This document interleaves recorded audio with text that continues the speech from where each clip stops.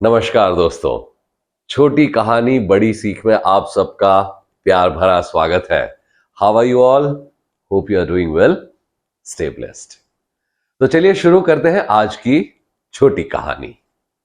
आज की कहानी एक 8 साल के बच्चे रौनक की कहानी है। बाकी सारे बच्चों की तरह ही रौनक को भी खेल कूद का बहुत शौक था।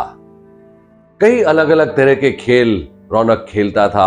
वो आउटडोर गेम्स भी होती थी, वो वीडियो गेम्स भी होती थी, लेकिन खेल खेलना रौनक को सबसे ज्यादा पसंद था।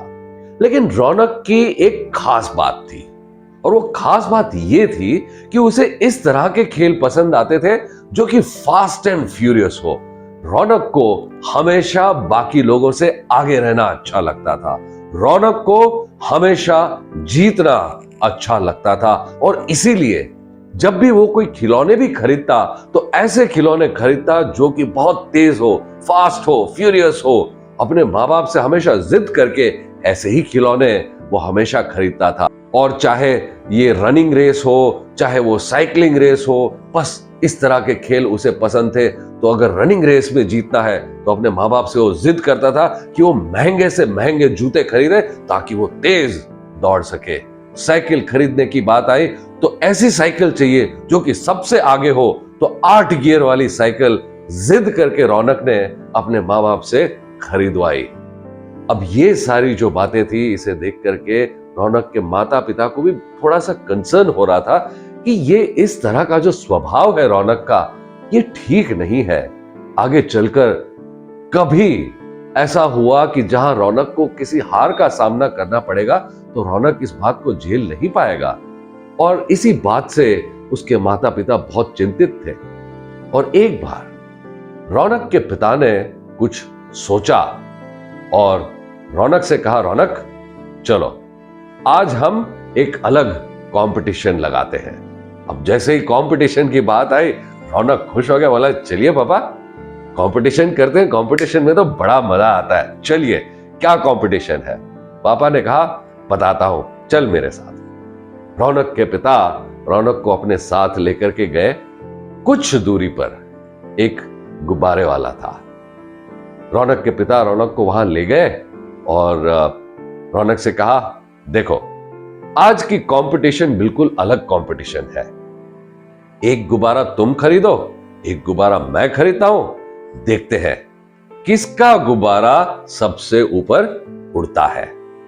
अब ये जो गुब्बारे वाला था वहां पर, उसके पास 2 अलग अलग किस्म के गुब्बारे थे।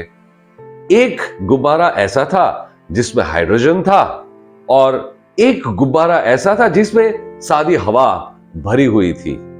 और जैसे ही रौनक को पूछा कि रौनक तू कौन सा गुब्बारा लेगा, तो रौनक ने देखा कि इसमें बड़ा गुब्बारा कौन सा है, क्योंकि बड़ा गुब्बारा मेरे हिसाब से ऊपर जाएगा और मैं कंपटीशन जीत जाऊंगा। तो एक जो साइड में बड़े गुब्बारे थे, रौनक ने कहा मुझे ये वाला चाहिए। रौनक के पिता ने कहा ठीक है, और रौनक के पिता ने दूसरा वाला गुब्बारा लिया जो कि छोटा था लेकिन उसमें हाइड्रोजन था। अब दोनों ने अपने गुब्बारे लिए और थोड़े आगे गए। रौनक के पिता ने कहा मैं 1 2 3 कहूंगा और साथ में हम अपने गुब्बारे छोड़ेंगे, देखते हैं किसका गुब्बारा सबसे ऊपर जाता है। रौनक के पिता ने 1 2 3 कहा और दोनों ने एक साथ अपने अपने गुब्बारे छोड़े। रौनक को तो लगा मेरा गुब्बारा तो ऊपर चला जाएगा, लेकिन हुआ क्या, ये तो उल्टा हो गया। रौनक का जो गुब्बारा था ये तो बिल्कुल ऊपर जाने को ही तैयार नहीं था, और पापा का गुब्बारा बिल्कुल हवा में ऊपर ऊपर ऊपर चलता गया। रौनक सोचने लगा ये कैसे हो गया, मेरा गुब्बारा बड़ा था, ये तो ऊपर जा ही नहीं रहा है, ये तो चीटिंग हो गई, ऐसा नहीं हो सकता। और रौनक को आ गया गुस्सा। रौनक दौड़ता हुआ उस गुब्बारे वाले के पास गया और गुब्बारे वाले से कहा, अंकल ये ठीक नहीं किया आपने, मुझे आपने अच्छा वाला गुब्बारा नहीं दिया। मेरे पिताजी का गुब्बारा बड़ा अच्छा था, देखो लाल कलर का आपने उनको दिया, मुझे ब्लू कलर वाला दिया, मुझे ठीक नहीं दिया। बड़ा गुब्बारा था फिर भी ऊपर नहीं गया, ऐसा कैसे हो गया, मुझे अच्छा वाला गुब्बारा चाहिए। तब गुब्बारे वाले ने रौनक से कहा, बेटा ये जो गुब्बारे है ना, इसका कलर कैसा है, या इसका शेप कैसा है, कौन सा छोटा है, कौन सा बड़ा है, इस पर डिपेंड नहीं करता कि कौन सा गुब्बारा सबसे ऊपर जाएगा। ये इस गुब्बारे के अंदर क्या भरा है ना, डिसाइड करता है कि कौन सा गुब्बारा सबसे ऊपर जाएगा।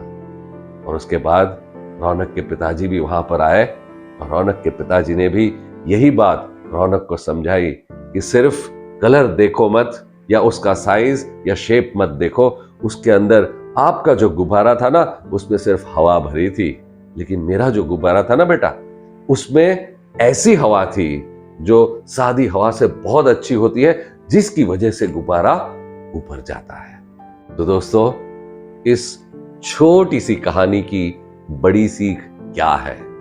बड़ी सीख यही है कि हम भी अक्सर जीवन की इस रेस में जीतने की कोशिश करते रहते हैं। हम भी जीतना चाहते हैं, हम भी सबसे आगे रहना चाहते हैं, और जिस तरह रौनक का नजरिया था, कई बार हमारा भी ऐसा ही नजरिया हो जाता है। हमें लगता है तेज दौड़ने के लिए सिर्फ जो जूता है ना वही चाहिए होता है, या आगे बढ़ने के लिए कोई एक अच्छी साइकिल वही चाहिए होती है, लेकिन ऐसा नहीं होता। जूते हमें तेज नहीं दौड़ाते, जो हमें तेज दौड़ाता है वो हमारी अपनी अंदर की शक्ति होती है, वो हमारी अपनी अंदर की क्वालिटी होती है, जिस तरह उस गुब्बारे की थी। किसी भी वस्तु या इंसान की असली परख बाहरी दिखावे से नहीं होती, बल्कि असली परख होती है उनके अंदरूनी गुणों की वजह से। The real identity of anything or person does not depend on how it appears externally, but it totally depends on the qualities that lie within. Namaskar.